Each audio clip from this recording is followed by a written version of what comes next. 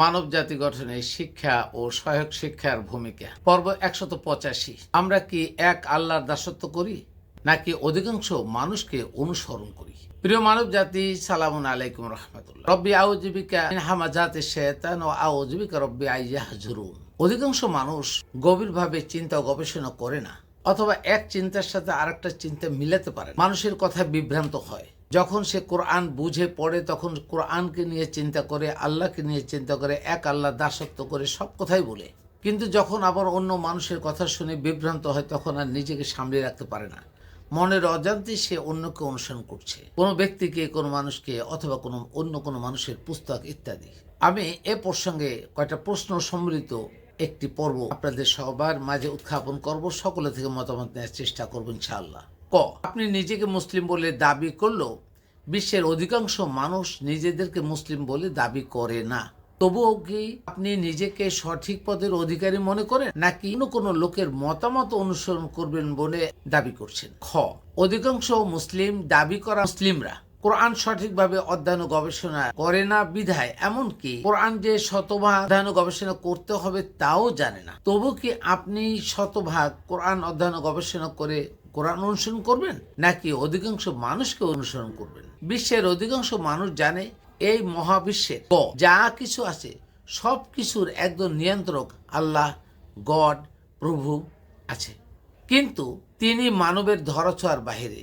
এমনকি বাতাস দেখা যায় না, তবে উপলব্ধি করা যায়, কিন্তু আল্লাহকে উপলব্ধিও করা যায় না। সুতরাং তিনি মানবের দৃষ্টিশক্তির বাহিরে, আওতা বহির্ভূত। অথচ শুধুমাত্র যারা আকল, বিবেক, বুনিদি জ্ঞান বা ভিত্তি জ্ঞান, আল্লাহ সচেতন, তারাই আল্লাহ যে জ্ঞান তাদেরকে ইলহাম করেছে সেই জ্ঞানের শক্তি দ্বারা অনুধাবন করতে পারে যে একজন আল্লাহ আছেন। ফাআলহামাহা ফুজুরাহা ওয়া তাকওয়াহা।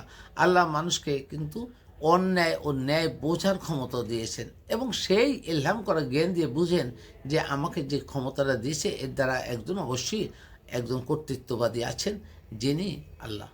তবুও বিশ্বের অধিকাংশ মানুষ সেই জ্ঞান শক্তির ব্যবহার করে, অনুধাবন করে বা অনুধাবন করার জন্য চিন্তা ও গবেষণা করে না বিধায় প্রায় সকলেই তাদের রবের আদেশ অমান্য করে।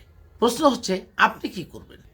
অধিকাংশ দেশের রাষ্ট্রীয় নীতি, রাষ্ট্রের নিয়ম নীতি, আইন, বিচার বিভাগ, প্রশাসন, স্বরাষ্ট্র মন্ত্রণালয়ের আওতাভুক্ত সকল কর্মকাণ্ড, শিক্ষা মন্ত্রণালয়ের আওতাভুক্ত সকল ধরনের কর্মকাণ্ড, শিক্ষা সিলেবাস, প্রতিষ্ঠান, মাদ্রাসা, স্কুল, কলেজ, মসজিদ, উপাসনালয়, প্রায় সর্বত্রই কোরআন সঠিকভাবে না জানা ও না বোঝার জন্য অনুসরণ করা হয় না। সত্ত্বেও আপনি যখন জানবেন এবং বুঝবেন, কোনো ওজোর, আপত্তি, অনুশোচনার মাপকাঠি ছাড়া আপনার কোনো কার্যকলাপ যদি কোরআন বিরোধী হয়, তাহলে আপনার রেহাই নেই, আপনি নিশ্চিত জাহান্নামে যাবেন। তখন আপনি কি সিদ্ধান্ত নেবেন? কারণ সকলেই তো আপনার বিরুদ্ধে। ধরুন আপনার পরিবারের প্রায় সকল সদস্য কোরআন জানে না বিধায় কোরআনের নিয়ম নীতি অবহেলা করে চলে, তখনও কি আপনি জেনে ও বুঝে আপনি কি সিদ্ধান্ত নেবেন? পরিবারের সকলের সাথে মেনে নেবেন, কি আল্লাহর সিদ্ধান্তের পর অটল থাকবেন বা কোরআনের সিদ্ধান্তের পর অটল থাকবেন? একটু ভাবুন। এক কথায়, দুনিয়ার 99.99% লোকও যদি কোরআন না জানার কারণে কোরআনের বিরুদ্ধে মতামত দেয় এবং কোরআন অনুসরণ না করে বেখবর চলতেই থাকে, তখন আপনি কি করবেন? ধরুন একমাত্র আপনার ব্রেনে আল্লাহ হিকমা জ্ঞান দিয়ে আপনার ভিত্তি জ্ঞানকে উৎকর্ষিত করে দিল, তখন হয়তো আপনার কথার সাথে কারো কথা মেলেনি, আপনাকে কেউ মেনে নিবে না, পরিবারের, সমাজ, রাষ্ট্রের কেউই সাপোর্ট দিবে না। বা তখন কি আপনি কি মনে করবেন? কোরআনের শতভাগ জ্ঞানের ভিত্তিতে আপনি শতভাগ সঠিক সেটা মনে করবেন, নাকি তখন আপনি করবেন শতভাগ মানুষ যা করছে তাই সঠিক? আপনি কি করবেন? এখন এই পরিস্থিতি আমরা বলতে পারি সূরা ইনশিরা। আল্লাহ বললেন, আলাম নাশরাহ লাকা সাদরাকা ওয়া আদানা আনকা উযরাক। আল্লাহ তার নবীর এই সদরকে খুলে দিলেন, উন্মুক্ত করে দিলেন। অথচ এটা আমাদের মৌলবীরা অনেকেই বুঝতে না পেরে বলছেন যে তাদের বক্ষ মোচন করে দিলেন। না, ভুল কথা। সদর মুক্ত করে, অর্থাৎ মাথা খুলে দেয়, ব্রেন খুলে দেয়, এটা বলছে না, তাকে হিকমা জ্ঞান দিয়ে দিলেন। তখন সেই হিকমার ভিত্তিতে দুনিয়া শাসন করার চেষ্টা করছেন, ওই হিকমা জ্ঞানের উপর চলছেন। আপনার জ্ঞানও যদি এরকম হিকমা জ্ঞান আল্লাহ তাআলা দিয়ে থাকে কোরআন অধ্যয়ন গবেষণার ফলে, তখন আপনি কি মানুষের বিরুদ্ধে, সাধারণ মানুষ যারা কোরআন বিরুদ্ধে চলছে তাদের সাথে যোগ দিবেন, নাকি আল্লাহ যে হিকমায় জ্ঞান দিয়েছেন ওই জ্ঞানের ভিত্তিতে ভর করে কোরআন অনুসরণ করে চলবেন? এটাই প্রশ্ন। অর্থাৎ এরকম পরিস্থিতিতেও আমরা কি আল্লাহ দাসত্ব করব, নাকি এক আল্লাহ দাসত্ব না করে অধিকাংশ মানুষের কথা অনুসরণ করব? সকলেই চিন্তা গবেষণার মাধ্যমে কোরআন অধ্যয়ন ও গবেষণার ভিত্তিতে উৎকর্ষিত জ্ঞানের আলোকে মতামত প্রকাশ করবো বলে এই দাবি রাখছি, এবং প্রত্যেকের কাছে এই মতামতের জন্য শেয়ার করে দেন।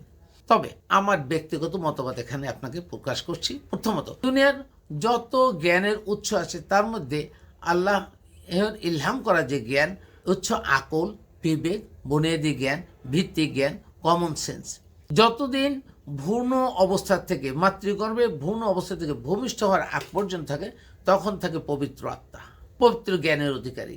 তখন যে রুহুর সাথে সংমিশ্রণটা ঘটে, রুহুর আদেশের সাথে সে নড়াচড়া করে, সম্পূর্ণভাবে পবিত্র থাকে। ততদিন সে যে জ্ঞান তার ভিতরে আল্লাহ তাআলা দিচ্ছে সে অধিকারী বলে পরিগণিত হয়, এর মধ্যে কোনো সন্দেহ নেই।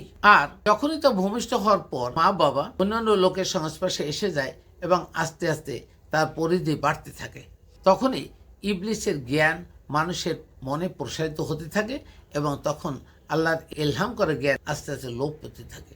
আর তখন যদি আপনি কোরআনে জ্ঞান অন্বেষণ করতে না পারেন, তাহলে আপনার জ্ঞান ইবলিসি জ্ঞান ভরপুর হতে থাকবে, এটাই স্বাভাবিক।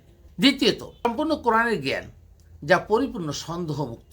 আমরা যদি এই দুটি জিনিস সঠিকভাবে বুঝতে পারি, একটা আল্লাহর ইলহাম করা জ্ঞান এবং আল্লাহর কোরআন নাজিল করা রিসালাতের জ্ঞান, এই দুটি জ্ঞান সম্পূর্ণ ভেজাল মুক্ত, বিশুদ্ধ এবং সন্দেহমুক্ত।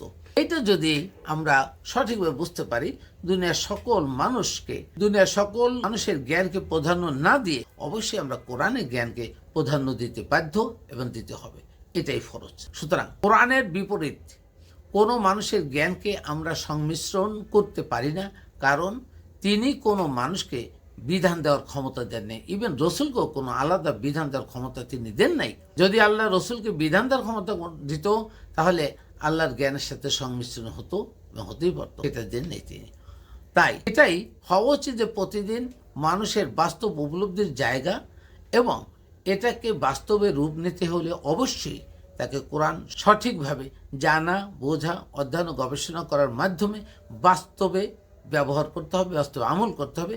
এর কোনো বিকল্প, কোনো ব্যবস্থা নেই বলে আমি মনে করি। বাহ্যত অনেক মানুষ আপনার বিরুদ্ধাচরণ করতেই পারে, তবে সেখানে আপনিও আপনার নিজেকে স্থির চিত্তে রাখাটাই হবে এর বিরুদ্ধে জেহাদ, মনের জেহাদ এটা।